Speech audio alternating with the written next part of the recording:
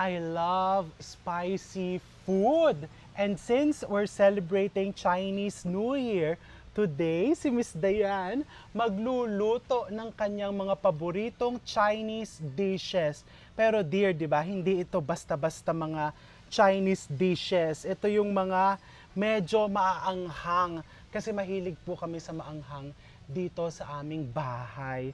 So, tatlo yung lulutuin mo, di ba? Ano-ano yan? So, nung Chinese recipes natin ngayon, twice cooked pork, Twice cooked pork, salt and pepper pork, salt and pepper pork, tsaka Sichuan fish. Sichuan fish. Oh, lahat tunog sosyal. So, gawin na natin yan.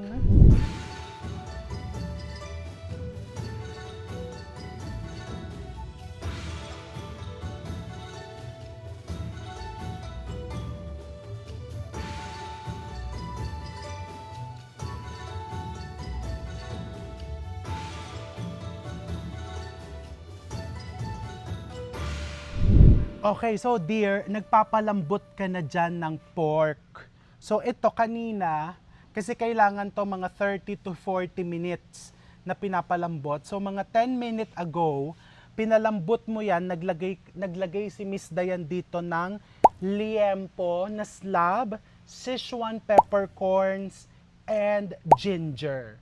So papalambutin natin yan. This one is for the twice cooked pork.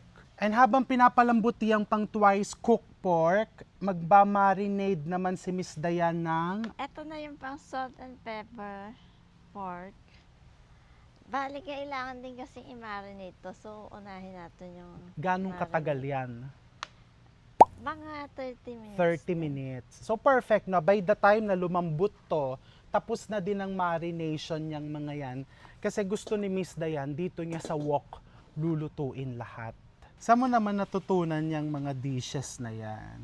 Tinesting ko lang siya. Kasi minsan, kahit hindi ko pa natitikman, pag naamoy ko, yung, alam mo yan. Ano? Tsaka yung pag nakakain ako sa restaurant, alam ko na yung mga ingredients. Ay, wow, ikaw na. Pero actually, ang galing nga talaga niya. Kasi yung fish, yung sunod niyang ibababad, kuhang-kuha niya yung lasa nung kinakain namin sa Sichuan restaurant. Ayan. So, i-marinate una kasi salt and pepper Salt. siya, diba? Nilalagyan mo ng salt and pepper. Kaya i-season muna natin yan ng salt and pepper. So, salt. Anong black pepper ba? Kasi may coarse, pwede na to. Yung ano na lang. Mas pino. Tapos hahaluin. So, pagkalagay mo salt and pepper. Ano naman ang next? Rice wine. Ito yan. Shaoxing Jiafan wine. Is this the parang Chinese cooking wine? Yan nga. Saan mo naman nabili to? Sa grocery meron. Chinese grocery. Sa Chinese grocery. Pero sa online ko pinagbibili lahat yung mga Chinese ingredients. Ano naman nang nagagawa nitong wine? Kasi syempre, di ba, marami sa mga viewers natin, pagka narinig nila may wine, may alak, parang, ay, ayaw ko maglagay niyan kasi pakakainin ko yung anak ko. Ayaw ko ilagay yan, baka malasing ako. Syempre, yung wine na yan, na Chinese wine, nag-a-add ng authentic flavor. Tapos yung acidity niya, mas nagiging tender yung meat natin. Oo nga daw. Isa yun sa ginagawa ng wine pag nagluluto, no? Not just in Oriental cookery, but also in Western cookery, di ba? Kaya sa mga Italian dishes, French dishes, nagbubuhos tayo ng wine kasi nakakatulong din siyang palambutin yung karne. And of course, it adds a distinct, authentic flavor. Pang-alis din ng lansa dito Pang-alis ng lansa, di ba? Lagyan na natin ng cornstarch. Pang-ano naman ng cornstarch? Ba tayo naglalagay ng cornstarch? Para maging crispy. Tsaka yung ano kasi siya starch. So, para masil yung moisture nitong pork natin. Maging ano siya, juicy. Juicy. Tsaka alam ko, nakakatulong yan para, since you're sealing the moisture, yung hindi umuurong, di ba? Pag sinerve sa'yo yung salt and pepper pork, yung maganda pa din yung chunks niya.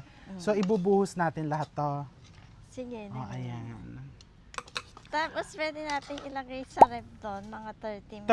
30 minutes. Sichuan fish na to. Sichuan fish. Okay? Ito yung lapu-lapu natin. Lapu-lapu fillet. Oo. Dahil hiwa-hiwa ko na siya.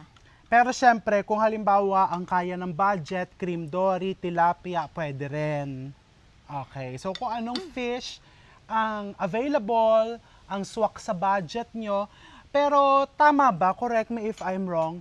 Pag mga ganitong luto, iwasan natin gumamit ng mga very fatty fish. Bakit? Kasi 'di ba, yung since masyado siyang malasa and masyado siyang rich, yung parang nalalabanan niya yung flavor ng broth. Oo.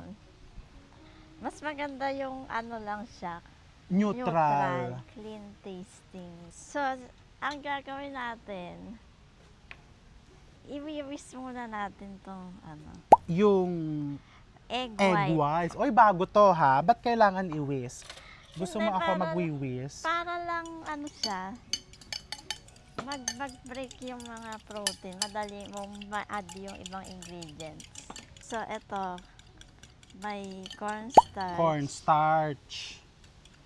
So, ano ba to? Parang gagawa ko ng merengue. Teka lang, baka ma-over mo na. Ah, nasosobrahan din to. Oh, lagyan mo na ng wine, Cooking wine. tsaka salt. So ano ba to? Ba't kailangan lagyan mo ng egg white? Yung ginagawa kasi natin, pati dun sa ginawa natin sa pork, ang Mm. tawag dyan, velveting. Velveting. Ano Yung- ibig sabihin nun? Yun yung minamarinate mo siya, na may ano ka, di ba, may wine, tapos May may starch. starch. Ito, may egg white siya. Mm. Kasi para daw, yung fish, mas kumapit yung flavor ng soup natin mamaya. Kasi nga naman, madulas ang isda. So, pwedeng hindi kumapit basta-basta yung flavor. And alam mo kasi, napanood ko no, kay Anthony Bourdain na etong recipe na to, similar to what we're going to cook with the fish, is parang hot pot style. And ang Sichuan pala, it's parang the hot pot capital of the world. Sobrang dami daw hot pot restaurants doon. So ilalagay natin tong ganyan. Tsaka palagay ko din, the protein nung egg whites, makakatulong din siya na as we cook the fish, let's say, hinulog mo lahat, naiwan doon para hindi siya basta-basta madurog. Kasi 'di ba ang fish, especially yung ganitong lapu-lapu, kapag nasobrahan ka sa pagpapakulo, kaya ngayon you have to be careful when you're velveting. O, diba, Day? Okay na O, yan. tapos po niyan, 30 Ilagay na minutes natin din po sa ito. ref. Ire-ref po natin, i-click-ling wrap po ni Ange, ipapasok sa ref. And, ayan, by the time na natapos tayo sa pagbababad nitong last recipe, malapit na pong lumambot yung una nating pinrepair. So, maya-maya lang, iluluto na natin yung 3 specialty dishes na yan ni Miss Dayan. Ayan, So, dear. ito na yung pork natin. Malambot na. siya. Bali, palalamigin lang natin siya. Ito pa lang, kagandahan dito, yung mga pinrepair niya, yung pagpapalambot, yung pagbababad, pwede bang a day before? Kung halimbawa, kinabukasan mo gustong mag-Chinese cooking. Pwede. Kung may restaurant ka, di ba, nakaprepare na lahat yan. Para pag may umorder, Ano ka na lang, no? Pag may Lahat yan, umorder, salang na lang lahat. isasalang mo na lang. So, yung pagka-slice ito, dapat very thin. Kaya tatanggalin na natin itong Very thin. buto para ma-slice natin siya. Tapos siguro, this is also the best time to tell our viewers na importante na ang gagamitin mong kalan, yung mainit na mainit. Ayan, so manipis na manipis ang hiwa. So dear, very important din pala na hindi masobrahan yung pagpapalambot dyan, no? Kasi baka madurog. Oo. Galing, no? Ang lambot, oh. Pwede na po bang tikman? Ito pong buto, pwede kong tikman po ito. Pwede. Sarap. Ito pa lang, once cooked pa lang, ang sarap na. Paano kaya kung twice cooked pa yan? 'Di ba? Lasa ko yung Szechuan peppercorn eh. So, ngayon, buksan na natin to. Tapos ano yung ilalagay mo? Ang gagamitin natin is, pork lard. Kasi, halimbawa, eto, mainit kasi to eh, di ba? Itong stir fry cooking. Kailangan ang oil na gagamitin natin, yung, mataas ang smoking point. Mataas ang smoking point. So definitely, hindi pwede yung mga olive oil kasi mababa ang smoking point nun. Oo. Pero may tanong ako. Una, saan mo binili itong pork lard? Sa online lang. Online. Ang ganda ng amoy niya ha, hindi maanta. Yung parang amoy pagbago yung chicharon. Oo. Amoy pork talaga. Yung pangalawa kong tanong, dear, I'm sure some of our viewers, medyo parang nasa isip nila, ay, pork fat, hindi ba masama sa katawan yan? Hindi ba parang baka ma-high blood ako pag yan ang ginamit? Siyempre, mas may cholesterol to. May diba? cholesterol. Pero pag ganyang high heat cooking, mas safe siya kasi mas stable yung tungpat na to kaysa dyan sa mga olive oil. Oo. Pag kasi gumamit tayo ng mga mga olive oil, pag na siya sa heat na mainit, pwedeng masira yung structure niya. Magkakaroon ng oxidation. Oxidation. Magkakaroon ng oxidation. So what happens pag nag-oxidize ang isang mantika? Yun yung nagkokos ng mga cell damage, Oh, premature aging, premature yung aging. mga diseases. Ay, ganun pala yun. Oo. So, ang mga mantika Pag pala, naging reactive yung pag mga, naging reactive ang mantika, oo, so kailangan yung mga ang molecules mantika niya. gagamitin ng tama. Baka dapat mag-video tayo ng Oils 101. Kasi ako, pag nag-i-steak ako, di ba, ang lakas ng apoy sa olive oil. So, mali yung ginagawa ko. Oo, dapat yung olive oil pang mga salad-salad. Eh, kung butter, okay lang. Okay lang. Ganun pala yun. O sige, salang mo na yan, darling. So, pork fat, pork lard. So, maglalagay tayo ng pork. So, ito po, basta in moderation, hindi naman talaga siya masama sa katawan. O, so, ito yung pork fat. Tapos, ano naman po yan ako? Ang Ginette. Tapos, uli natin to? Ano po, natin. isasalang. Kasi gusto nating magmantika siya. Magmamantika dapat. Pero make sure na tuyo to. Alin po ang tuyo? Eto. Kasi pag hindi tuyo, pipilansik. Pipilansik yan. Ayan, sabi ko na nga ba, nung sinasabi niyang wok dapat ang gagamitin ko, high pressure na kalan, alam ko na yung mangyayari. Kaya sabi ko, hindi pwede sa loob ng kitchen. Ayan, para naman mag-brown. Uy, ang galing siya. ha, ang bilis nag-brown. Kasi masarap sa liempo, di ba? Yung hindi yung mantika, tulog yung mantika. Hindi tulog. Pag kumain ka ng liempo. Hindi tulog. Oo. Hindi yung ang lambot-lambot. Yung taba. Di ba? Yung Masarap sa liempo. medyo tostado, yan, ang namimilansik. Pero parang Yeah. ano nga ha, using the lard, mas less yung pilansik niya.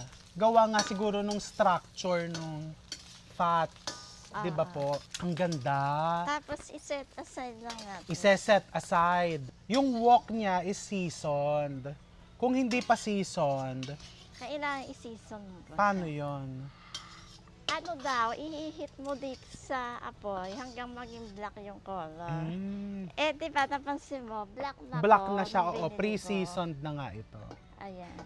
So this is the soybean paste. This is an essential ingredient in Chinese cookery, especially in Sichuan foods. Papabasin natin yung flavor nito. Ayan, nakita. Di ba parang sa restaurant? Tapos, lalagyan natin itong bean. Ano naman yan? Yung tausi. Tausi. Ayan. Tapos yung garlic. Garlic. Pwedeng mas damihan nyo ba kung mahilig kayo. Di ba ang bango? Ang bango nga. Kahit nasa open space kami, amoy na amoy. Ayan, mabilisan lang siya. Anong Tapos next? ibalik natin itong pork. Yung pork. Tapos ilagyan natin ang wine. Wine, the cooking wine. Soy sauce. Tsaka sugar. Sugar. Ayan, last na to. Ano yan? Leeks. Oo. Dear, ang bango. Tapos, Yan na. Okay na yan. ayan na Serve yun. na. Oo. Okay, so ilagay muna natin sa serving dish. Kasi, lulutuin mo naman yung next pa nating ano. So, ito is, ano nga tawag dito? Twice cooked pork. Oh, now, the second recipe, salt and pepper pork. Tatapos na tayo dun sa unang niluto. Ngayon, ang gusto natin kasi, Anong gusto? sustainable and yun na rin ang gagamitin natin. Mahilig si Miss Dayan sa sustainable. So for example, we're staying at a hotel. Ayaw niya yung mga nakapakete, yung mga sabon. Gusto niya yung mga nasa, 'di ba? Ayaw mo kasi yung Ngayon, nakikita ko to nag-aaksaya ng sa plastic. ibang nilalagyan ng pag Water. dininis nila, nilalagyan lang ng konting tubig. Tapos, winawalis-walis. Di ba? Nakikita mo ba yun sa mga restaurant? Oo, to remove the flavor, the dirt, nung una mong niluto. Kaya bumili rin ako nitong walis. Magkano naman yung walis? Mahal ba yan? Baka mga 200 pesos. Tapos itatapon mo yun. So, ito na yung pork na minarinate natin. Bago tayo magluto, ipo-food processor muna natin tong sili. So, yan yung siling pangsigang, tinanggalan nyo ng buto. Okay? Ayan. So, food processor yung green sili chili tsaka and yung yung bawang. bawang. Tapos, are we using lard again? Mga ilang kutsara? Mga 3. Mga 3 tablespoons of pork lard. Okay, Ayan. tapos ilalagay mo Sige, isa-isa. ikaw na mag Ikaw na. Pa konti-konti lang. kasi lalamig yaman eh. Ang galing, no? So, this is the effect of the velveting. Ayan, no? Hindi siya nagtutubig. And kitang-kita mo that the pork really stays moist. Alam mo, dear, yung mga cooking techniques daw, yung mga cooking tips ng mga Chinese are actually derived from family cooking. Hindi katulad sa Western na yung mga chefs, ang talagang mga nag-develop ng mga techniques. Sa China, nanggaling talaga sa recipe ng pami-pamilya. Kaya parang may home style feel. Ano nga yung pahabol mong trivia? Hindi, naalala ko na. Yung sinasabi kong mga kaya maganda tong oil na to, na pork fat, kasi nga stable siya. Yung mga unsaturated fat kasi, yung mga Such as olive oil, canola. dahil unstable yon, pwedeng magkaroon ng free radicals. Ano yung free radicals? Yung unpaired na electron. So halimbawa ako, maraming free radicals sa katawan, anong mangyayari sa akin? Yung mga free radicals, pwedeng pumunta sa mga cells, tapos madadamage yung mga cells natin. Ano ba yun yung parang ng mga nakakatanda? Gano'n. Yung premature aging, Ah, cancer. kaya pala talagang ang Alam mo, the first medicine is really food. Ewan ko ha, kung naniniwala ka doon. Di ba? Na parang, yan yung una, whatever we intake, maganda yung meron tayong kaalaman sa mga pagkain, kinakain natin. Kasi katulad niya, talagang pinag-aralan niya yan, decades of experience niya sa nutrition. So, na-explain ni Miss Dayan sa atin. Ako, ang tagal-tagal ko na nagluluto, aware ako sa mga flavors, sa consistency, but dun sa health side, medyo aaminin kong hindi pa po ako fully knowledgeable. Kaya, nandito si Miss Dayan. So, ayan na, brown na siya. Pwede nang tanggalin. Oo. Effective yung velveting mo. Yung iba nilalagyan pa yan ng sugar eh. Pero Sugar. ako kasi ayaw ko ng matamis. Kaya hindi ko nilagyan. Kasi may flavor na naman yung wine eh, di ba? Actually, may sugar content yung wine. Ako naman gusto ko matamis-tamis. Tsaka ito, alam ko, huhusgahan ako ng ibang tao. Pag sa Chinese food, yung minsan gusto ko may MSG. Ayan. Mm. Babawasan lang natin yung mantika. Babawasan natin ang mantika. Ito, itong pampalasa natin. Yung garlic and green peppers. Ayan. Actually, ang bango-bango. Chinese recipe. And gusto ko tong wok mo ha, hindi talaga naninikit. Ayan, medyo lumulutong na siya. Ang bilis. Ibalik na natin to. Yung pork. Tapos, Iko-cooking wine. bubuhusan natin ng konting wine. Oh, wow. Woo! Gusto ko, ikaw na magaganon. Bubuhusan ko ng wine. Hindi. Hindi! bubuhusan na eh. Hindi! Eto Gusto na makita ng ilalagay. netizens na nagliliyab ka eh. Oh. 'Di ba? Alam nga naman ako lang ang nagliliyab. Ay! Oh, dali, go. Oh, 'di ba? Oh. Tapos, anong pang ilalagay? Ito kasi pampatamis lang to Mm. para may konting And for the color. ah. Sabi ko sa iyo, ako, pag ganyan, sanay ako sa Chinese restaurant na may betchin. Kaya wag ka magalit, lalagyan ko ng konting chicken powder. This is Miss Dayan's authentic salt and pepper. Authentic ba talaga to? Hindi masyado. Pwede, hindi masyado, pwede na. Salt and pepper pork. Tabi muna natin dyan. Tapos lilinisin mo to ulit. Inib ako na kasi yan para yung hindi siya yung maanghang. Tapos ginawa kong chili na green chili. So own version mo yan. Kasi Miss Dayan's version. kanya-kanya naman tayo, di ba? Kasi baka sabihin nyo, hindi authentic to kasi kami nagluluto sa China. Yan, ganito yung authentic. Kanya-kanya. In-adjust ko na rin itong mga ito para kung ano yung available din sa atin. Kung saan ka happy. Ingredients. Oo. Okay, now the last recipe, my personal favorite, the Sichuan fish. So, ito na yung pinakamaanghang na lulutuin And natin. pinakagusto ko. Sichuan fish. Ano to? Parang lufa. Ba't yun? Ano to? Mamaya ko sige. ipapaliwanag. Ipapakilala niya sa akin ang mga ingredient. Ang una natin gagawin, dito tayo gagamit nitong Sichuan, Sichuan peppers. Pepper. In Sichuan cooking, meron silang dalawang klaseng pampaanghang na kalimitang ginagamit talaga nila sa kanilang mga dishes. First is the Sichuan peppercorns. Matatandaan nyo po, ginamit natin to nung nagluto tayo ng mapo tofu. And then next, yung kanilang chilies.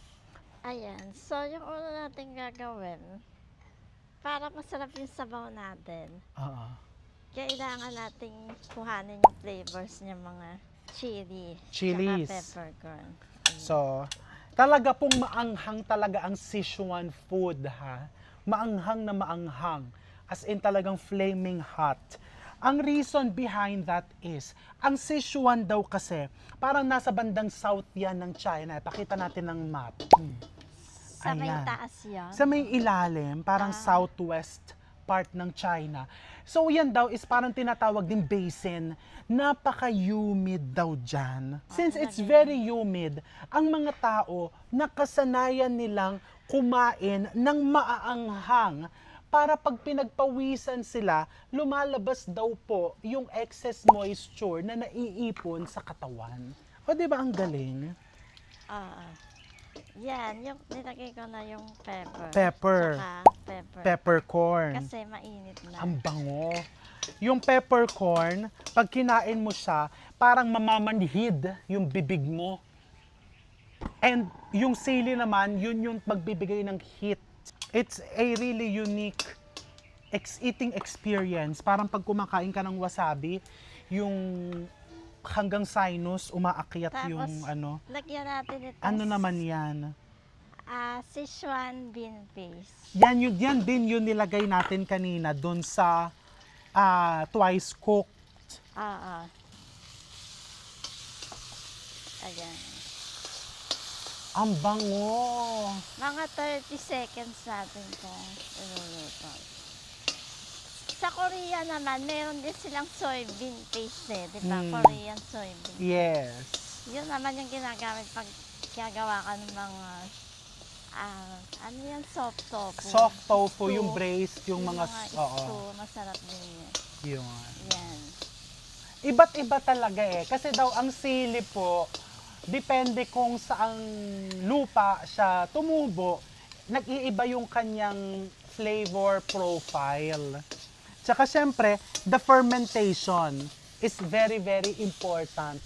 Parang yung bean paste ng mga Koreano, iba yung lasa nila compared sa bean paste ng mga Chino because of the different fermentation process. Tapos, Wine. lagyan natin ng wine. Parang sa, may French cooking. Yan.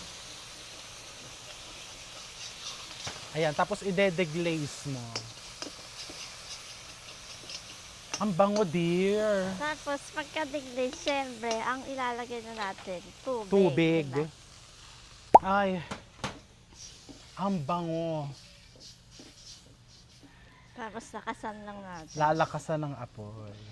Tapos, ipakilala mo naman kami dito. Ito kasi, bali, binago ko nga kasi itong recipe dahil minsan parang puro anghang yung nalalasahan natin. 'Di ba? Hindi na natin makayanan yung anghang. Kaya, Ako naman, kinakaya ko.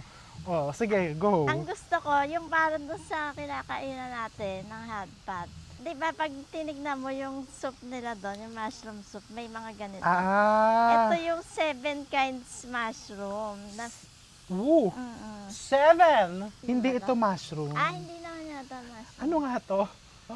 Alam mo, pinapanood ko lang to kagabi. Even the Japanese, they pickle this and then they eat it with the rice. Parang dates, di ba? Hindi eh.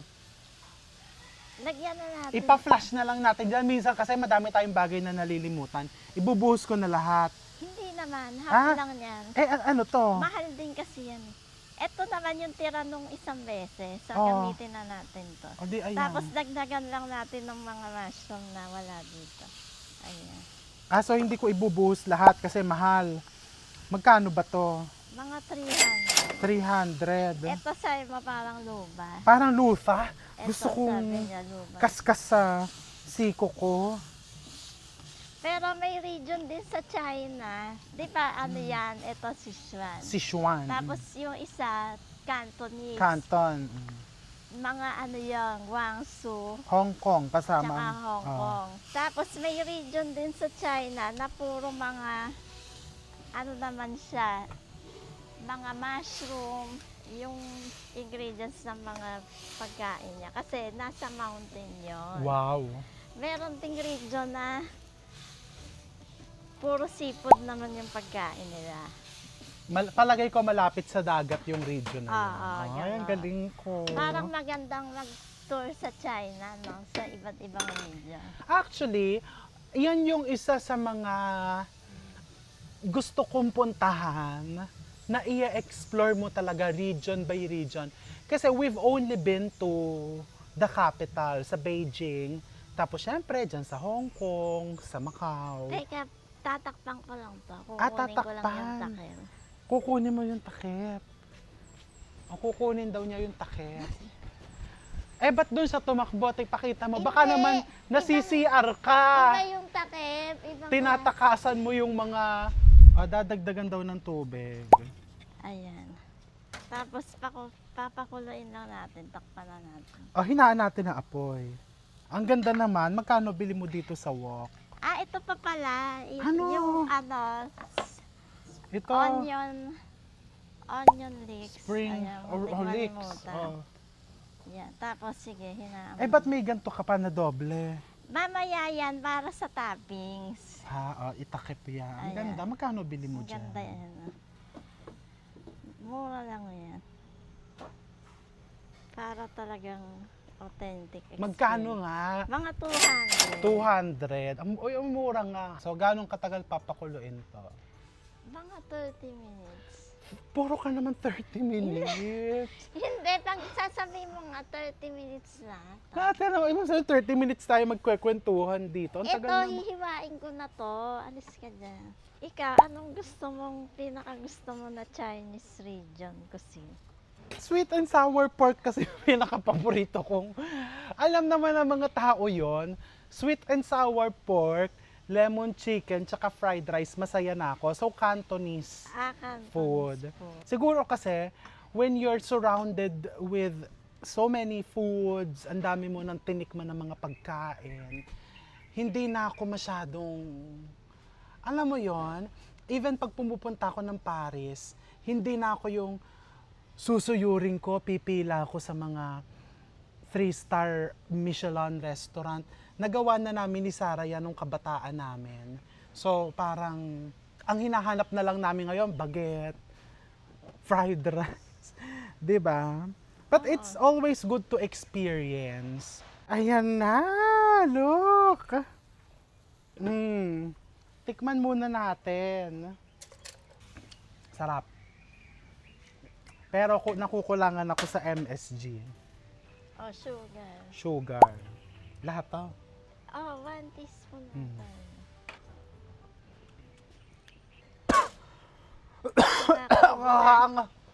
Ayan, pag nakakaubo na, tama na yun. Ibig sabihin, nakukuha mo yung tamang lasa. Yun. Dapat mapapaubo ka. Ilagay ko muna yung tofu. Makikita nyo yung magic nitong recipe na to. Ayan, yung tofu naman, feeling ko nakakabawas siya ng anghang. Kaya naglalagay talaga ako ng tofu. And bigyan lang natin sila ng fact, ha?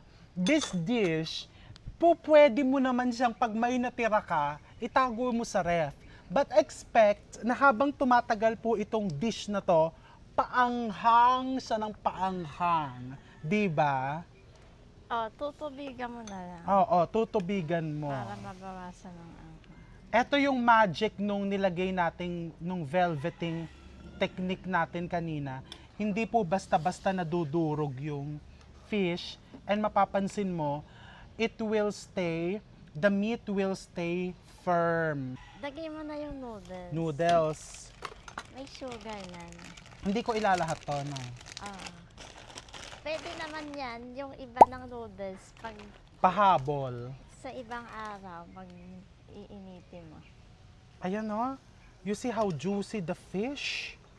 And it will stay that way because of the velveting technique ni Miss Dayan. Oh dear.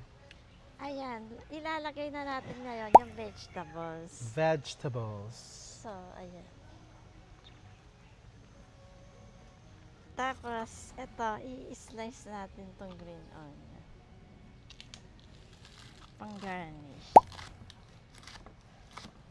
Alam mo, dear, kalimitan, parang sinasabi nila, when we eat spicy food, yung magiging prone tayo sa GERD, acid reflux.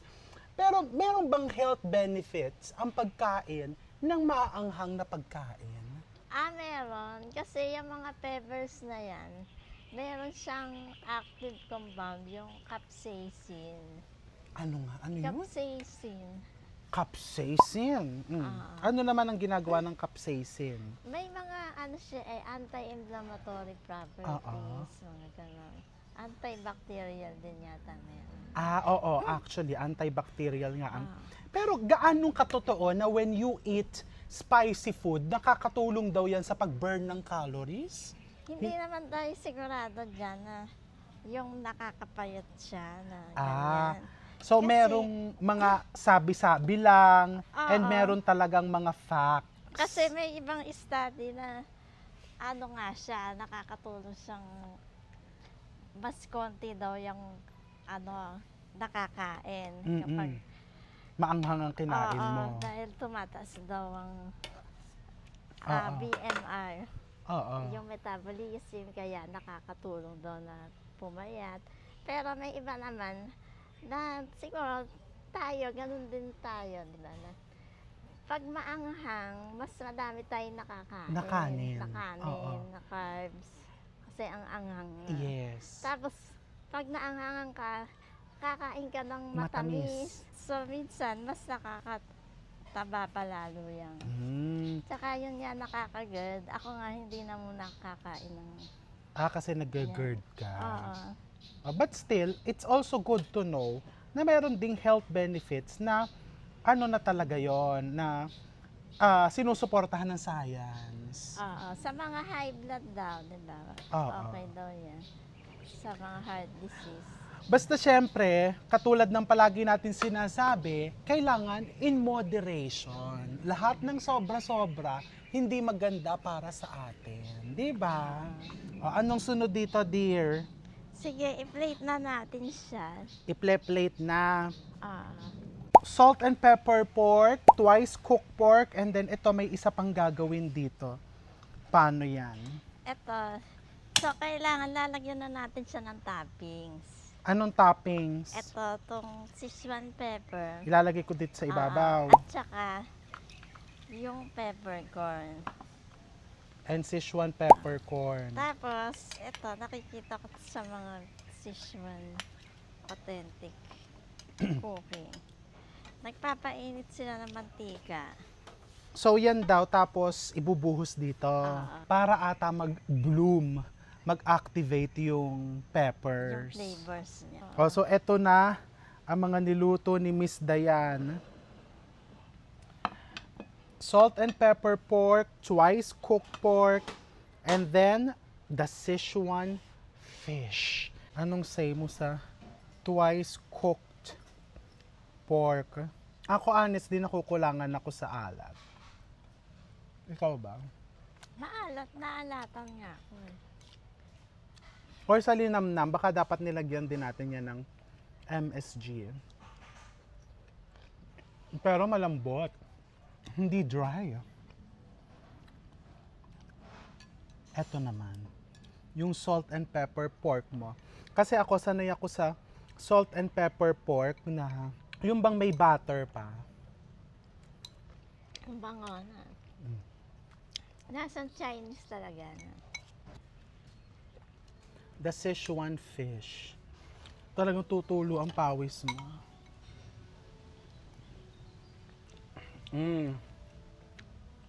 Ang sarap. And yung fish, very firm. Firm na firm yung fish. And still moist. Tsaka hindi siya masyado maanghang. Ang sarap. Diba? Hindi dahil sa ako nagluto. Pero pag kasi yung gusto ko kumain ito, yung hindi ka na kailangan pumunta sa restaurant. Hindi, kaya masarap yan kasi ikaw ang nagluto. I'm sure mag-a-agree yung netizens, di ba? So ayan, wag na nating habaan pa to. Gumawa na kayo. What are you waiting for? Gawa na dahil ang sarap-sarap. O invite mo na sila. Ini-invite ko kayo na Ano? subukan tong mga recipes na to para sa Chinese New Year. Bagay na bagay siya na. Hindi na nila magagawa ng Chinese New Year yan kasi today is Chinese New Ah. Year. Hindi, para sa pag nag-crave sila ng Mm-mm. Chinese food, pwede nyo tong subukan. Kasi masarap naman yung lasa niya. Lasang authentic. Hindi lang yung lasa, dear. Today, we have learned a lot of new techniques, 'di ba, na ginagamit sa Chinese cooking, Chinese cookery, na pwede din natin i-apply sa pang-araw-araw nating pagluluto. So gumawa na kayo and don't forget to tag us, picturean nyo ang inyong mga niluto para makita namin na of course, syempre, mas maganda yung inyong gawa. We're going to see you all soon and again, Happy Chinese New Year! Batiin mo sila. Happy Chinese New Year! Sana swertein kayo. Di ba? Oo, tayong lahat. Oo, dahil lahat. Swertehin tayong lahat. 'Di ba? Mm.